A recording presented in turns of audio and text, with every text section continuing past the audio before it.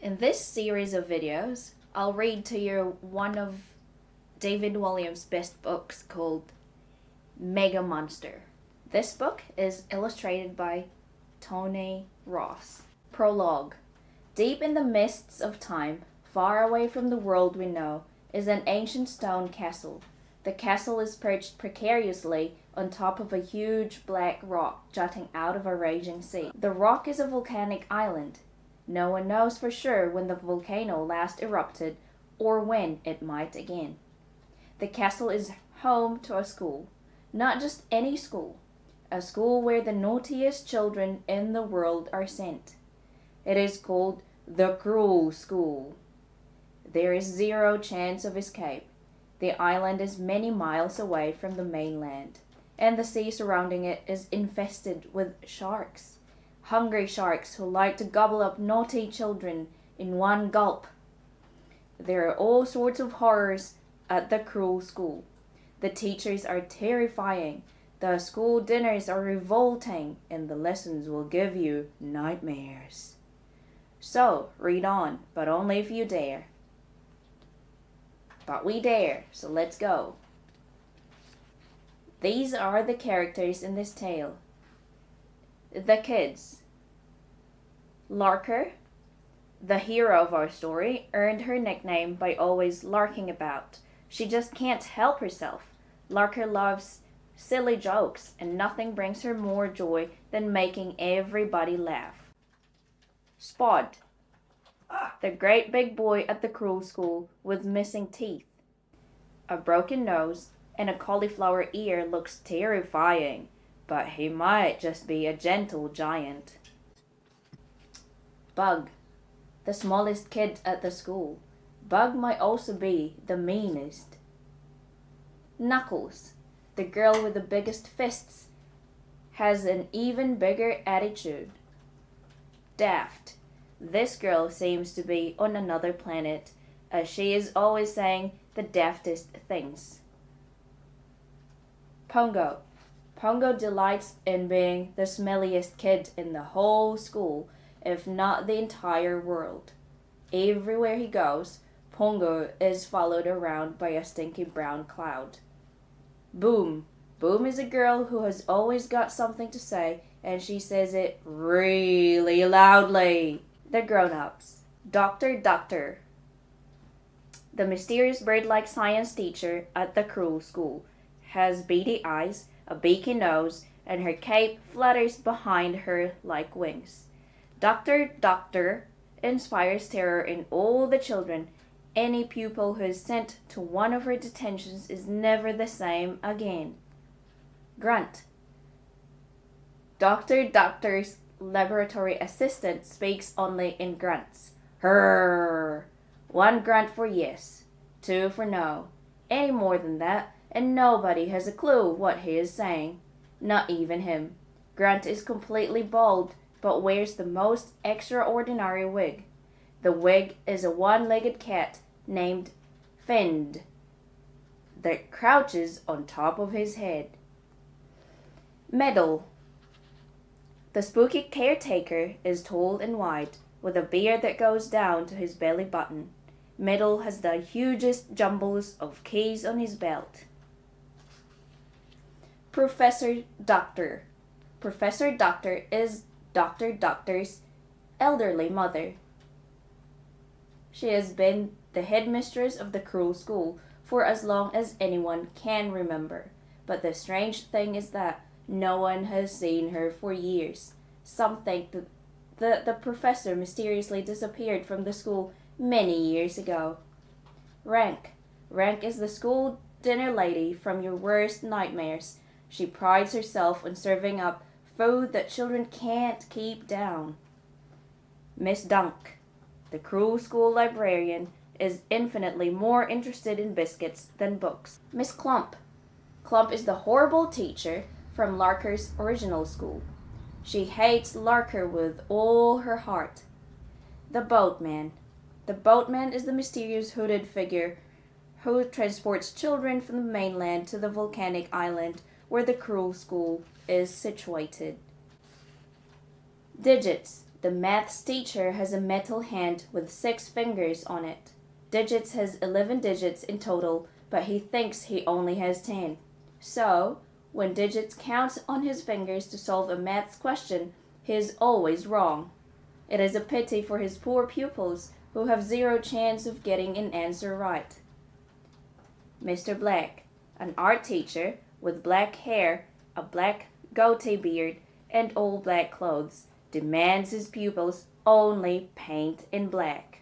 Miss Ball, the sports teacher's games are so rough that afterwards her pupils are sent straight to the sick bay. Mr. Bush, the bearded geography teacher, likes to bring the dangers of the outside world inside his classroom. Miss Gibber, the teacher, takes classes in a language that she herself invented called Gabber. The problem is that Gabber is utter nonsense and completely impossible to understand. Any child taking a test in Gabber is doomed to failure. Oh dear. And at last, but not least, Worms. The grubby gardener is nicknamed Worms as he always has worms in his pocket. He spends most of his time puttering in his shed, talking to no one except his worms. He has spent his entire life at the cruel school, having been a pupil there before he became the gardener.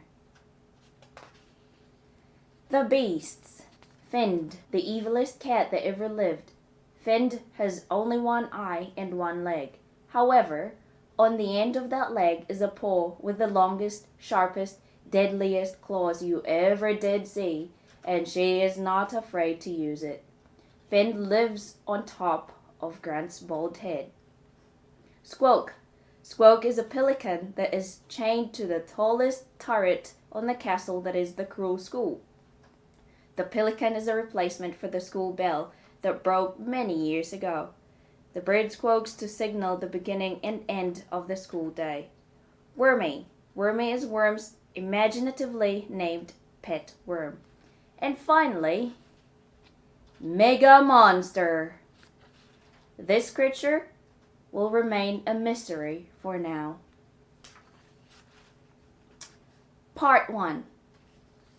Into the Darkness. Chapter 1. Larker. Many years ago, in a land far away from our own, a long wooden jetty reached out to sea.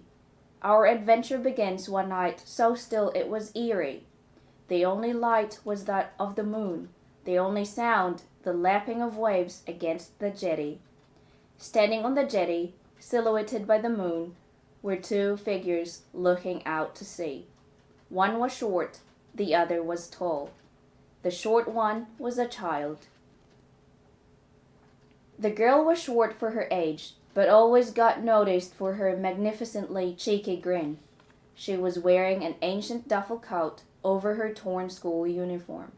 Her boots had holes in them, so many holes, in fact, that it would be easier to say the holes had boots in them. She was an orphan. The girl's name was Larker. It wasn't her real name, but everyone called her Larker, so I will too. Larker was nicknamed Larker because she was always larking about. "Why did the octopus blush?" she asked, a smile creeping across her face. "Not another of your silly jokes, Larker. I hoped you would have learned your lesson," barked the grown-up. She was the tall one, the teacher by the name of Miss Clump. Clump clamped a monocle onto her eye. She had a hairstyle that looked as if it had been created with a pudding bowl and a pair of scissors. The octopus blushed because it saw the bottom of the ocean. "That's not funny," sneered Clump. "I think you will find any joke is funny if it includes the word bottom." "I forbid you from saying the word bottom." "Bottom?" asked Larker, her face beaming with a cheeky grin. "Yes, bottom." "But miss, you just said bottom." "Yes, I said bottom, but only to tell you not to say bottom." "You just said bottom twice." "Stop saying bottom," said Clump, stamping her foot in frustration. "Stomp," The rotten wooden beams on the jetty creaked under her. To steady herself, Clump slammed her hand down hard on the girl's shoulder. Miss? What now? What's the difference between teachers and sweets? I don't know, and I don't care. Children like sweets. Put a sock in it. My mom and dad told me that you have to laugh, even in the worst of times. Well, they aren't here, are they? So, not another word.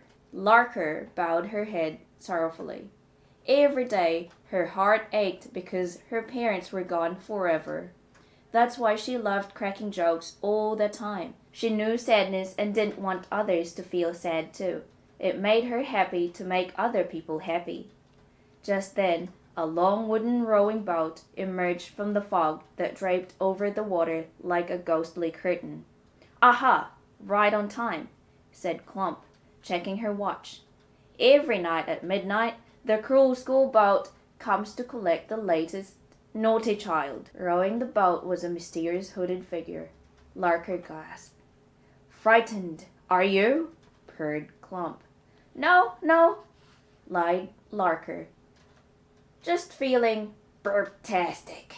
Then she forced out a little burp. Burp. That's got it, she added, thumping her chest. No, I am really looking forward to it. I can't wait.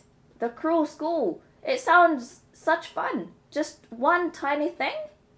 Yes. Will I be there long? Clump grinned gullishly. Just the rest of your life. Chapter 2. The Last Laugh. I beg your pardon, Miss Clump, spluttered Larker.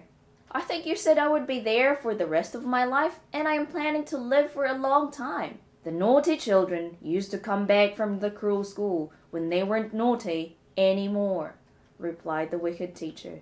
But now, no one ever leaves. I will have to escape then. Escape is impossible. Nothing is impossible, said Larker. At that moment, the cruel school boat arrived at the end of the jetty. The hooded figure on board threw a rope out to Miss Clump. The teacher caught the end and tied it to the jetty. Then the mysterious figure held out his long, bony fingers and grabbed Larker's wrist. The boatman's fingers were strangely cold to the touch. Thoughts flashed through Larker's mind of making a run for it, or even a swim for it. But now, with both of Clump's hands on her shoulders guiding her into the boat, it was hopeless. Larker had never been on a boat before, and immediately felt ill at ease as it rocked to and fro. This feeling of deep unease wasn't helped by the fact that the boatman's face remained hidden under the hood. A long, bony finger gestured for the girl to sit at the bow of the boat. So long, Larker, scoffed Clump from the jetty. This is what happens to naughty children who put whoopee cushions on the headmistress's chair. For the last time, miss, it wasn't me. I know, replied the teacher with a smirk. How do you know? 'Cause it was my whoopee cushion, chirped Clump, holding up the little red balloon. Clump! Screamed the girl. Why? I wanted you and your larks banished from our school forever. But this time I will have the last laugh. With that, Clump squeezed the whoopee cushion, and it made its naughty noise. Proofed! Ha ha! Laughed Clump. You got the blame. The boatman gestured for the rope to be untied from the jetty. Let me, chirped Larker, her eyes flashing with mischief. She fiddled with the rope before calling out, All done. And Miss Clump? Yes? I always have the last laugh. The boatman began rowing away, but the rope was still attached. It yanked hard on the jetty. Yank! The jetty broke. Snap! And collapsed into the sea. Splosh! It took Miss Clump with it, plunging her into the cold water. Splosh! Arg! She cried as she began to scramble back onto the collapsed jetty. Ha ha! I told you so! Hooted Larker. The boatman seemed unmoved by all this and continued rowing out into the inky sea. In no time, the mainland disappeared into the thick fog. A shiver slithered down the girl's back. Was she gonna be at the cruel school forever? She had to escape. Larker had never learned to swim, but she was prepared to risk it. Now was the time. The longer she left it, the further she would have to swim back to the land. Her heart was racing. Boom, boom, boom. She leaped to her feet and then leaped off the boat into the sea. Splosh! Urgh! She gasped in shock at hitting the freezing cold water. Frantically, Larker began doggy paddling away from the boat in what she hoped would be the direction of the jetty. However, she'd barely had time to thrash around, drowning, when she noticed something powering through the water, heading straight towards her. Larker recognized the fin. It could only be one thing. A shark. We'll continue chapter 3 next time. Thanks for listening.